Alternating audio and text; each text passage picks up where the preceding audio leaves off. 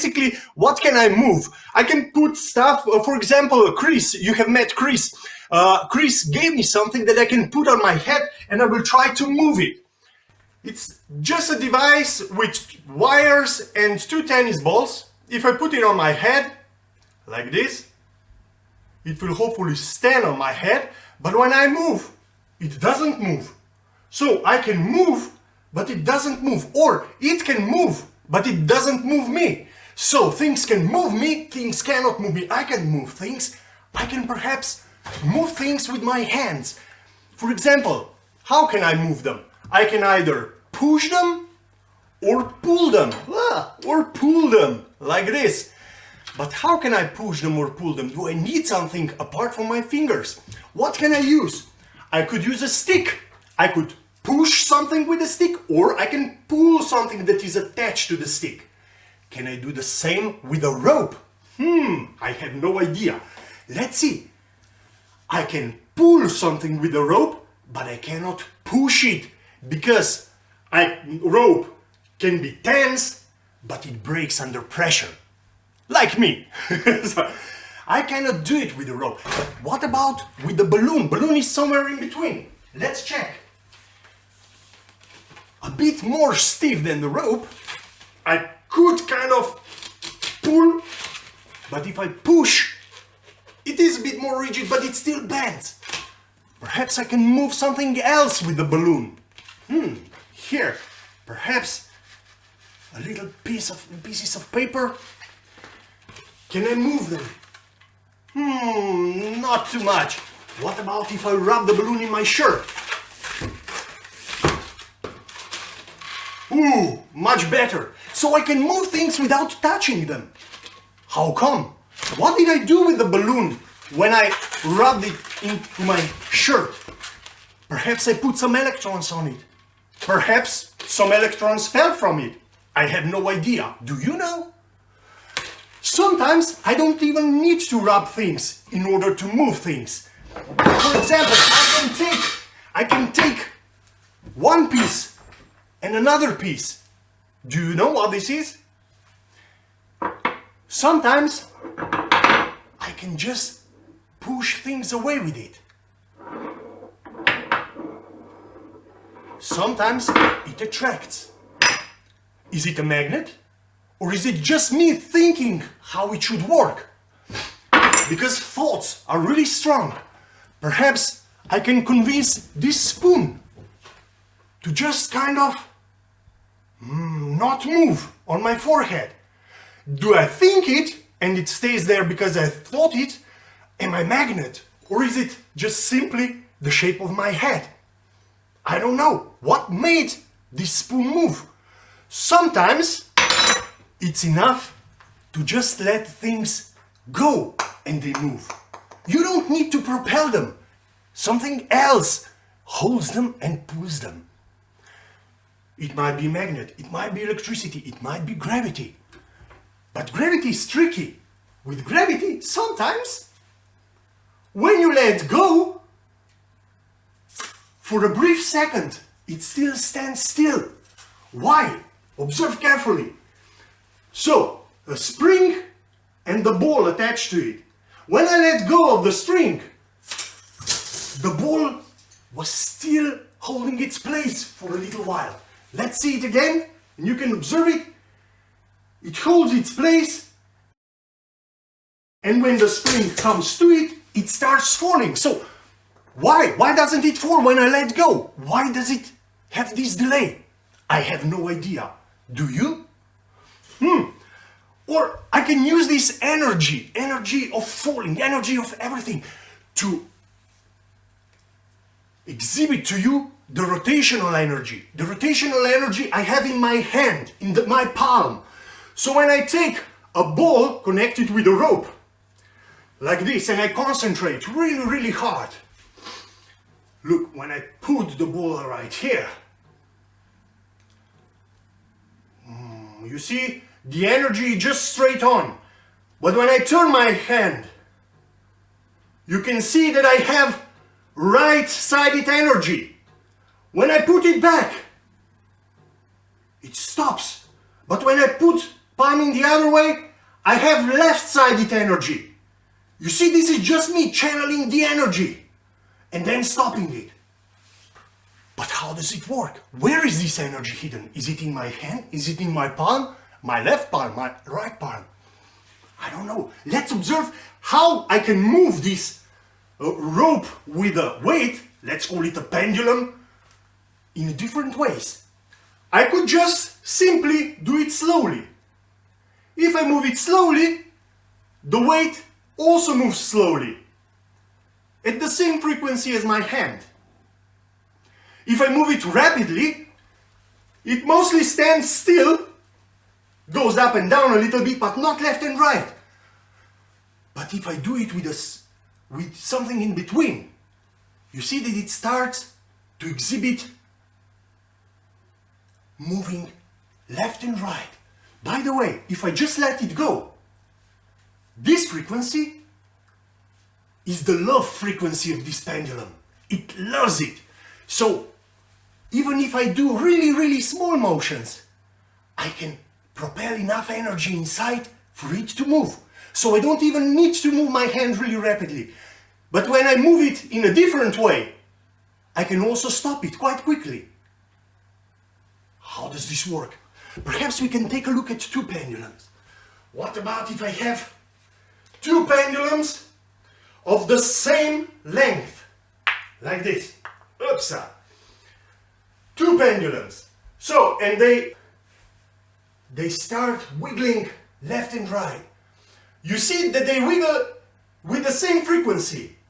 Even if one wriggles really, really with a small amplitude and one with large amplitude, they have the same time in which they go from one side to the other. What would I need to change the times they need to go back and forth? Perhaps length. Let's see. You see, the longer one takes more time to go back and forth. And this is quite similar if we take a look at our legs. Our legs are also pendulums. Okay, just a bit longer and they don't have a ball at the end.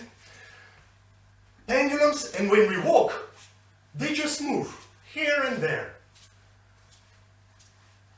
The longer the leg, the slower they move. So perhaps this is why little kids always run. Because they need to, because their leg is short and you see tick, tick, tick, tick, tick. That's why they're always running around. But you, when you are running, are you running like this or like this? Why are you running like this? Why are you bending your arms at the elbow when you are running? How fast does your hand move when you have it stretched? Or how fast can you move your hand when you bend it? Try to run a marathon or a sprint 100 meters like this and see if the time will change your best result. So,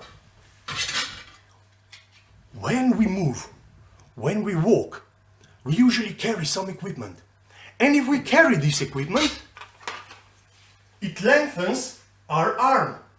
It's another pendulum on our pendulum. Does it bother you? Should the weight be small or large? What happens when you are carrying a large amount of weight, a large amount of groceries in the bag? Does it really change the frequency of your hand, or do you change the frequency of your walk?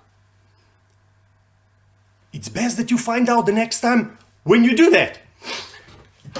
And wouldn't it be nice when we are walking like relaxed, you know, that our legs would be kind of connected together, so that we don't even have to think how to walk. Well, we don't do it anyway, but even some kind of connection would be right, you know, some kind of cogwheels to have inside. Some animals, some grasshoppers, and preferably young grasshoppers, I don't know, you have to check, they have cogwheels connecting their legs. So, It would be kind of a shame when they jump that with one leg they would be a little bit slow. So one leg would already extend and then the other one, and they would jump to the left or to the right. That's why they have legs connected inside with a kind of miniature cogwheels. So when one leg starts, it propels also the other one. So only the strength can differ. But you can check this and you will see if it's only grasshoppers or also other animals.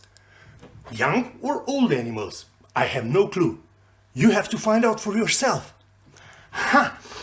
And we have mentioned that sometimes with gravity, and here with gravity when you walk, you have a small problem, you know? Because when you walk, you always put yourself up and down, up and down. You lift yourself. And in order to continue walking, you have to fall down. And this depends on Earth's gravity. So the amount of time it takes for you to make the step depends on how high you have lifted yourself also. If you have lifted for 1 centimeter your hips, then they need to fall down for 1 centimeter. And you cannot pull them with your muscles, you can only extend them up with your muscles. This might not seem such a big deal, but 1 centimeter, for you to fall 1 centimeter, it's very, very small amount of time, 0.04 seconds. But in 100 steps, this will amount to 4 seconds. Is this why race walkers walk like this, you know, the strange walk, so that they don't have to lift their center of gravity up and down? I have no idea. I don't even know what I'm talking about sometimes. I don't know. But gravity is crucial, and gravity usually just puts things down. Well, it doesn't pull so much as things fall. But there are cases when things in the gravitational field go up. Do you remember any? By the way, do you hear anything? The whistling sounds. I don't. But I know that there's something behind me, in the corner. Do you know what's inside those 2 balloons? Can you guess?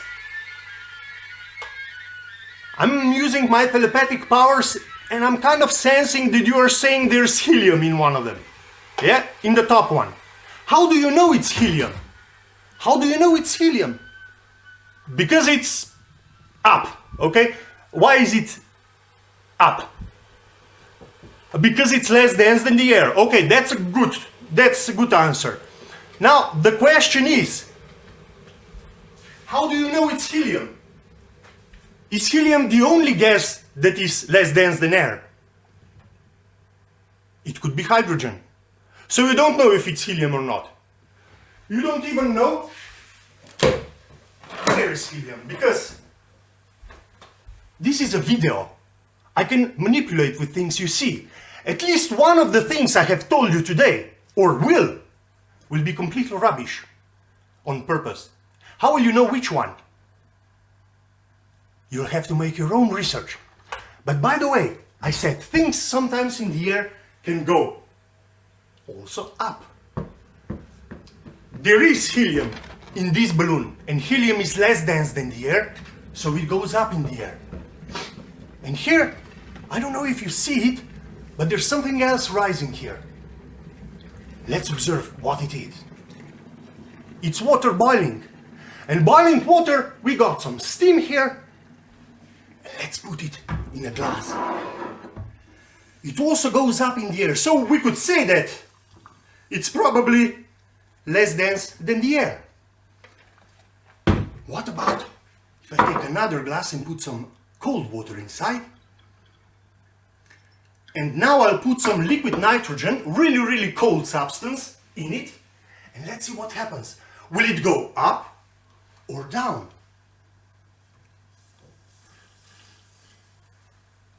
This one goes down. This one? First, it goes kind of down, but then it starts going up again. Now, why is that? Liquid nitrogen is really cold. Hot water, cold water. What happened? I don't know. You know, the strange thing about move is that it's also kind of obstructed sometimes by friction or by drag. Now, I'm not obstructed by friction or by drag, but I am a bit limited by the time. And the time is now over. So, I hope you enjoyed the move a little bit and will enjoy other moves even more.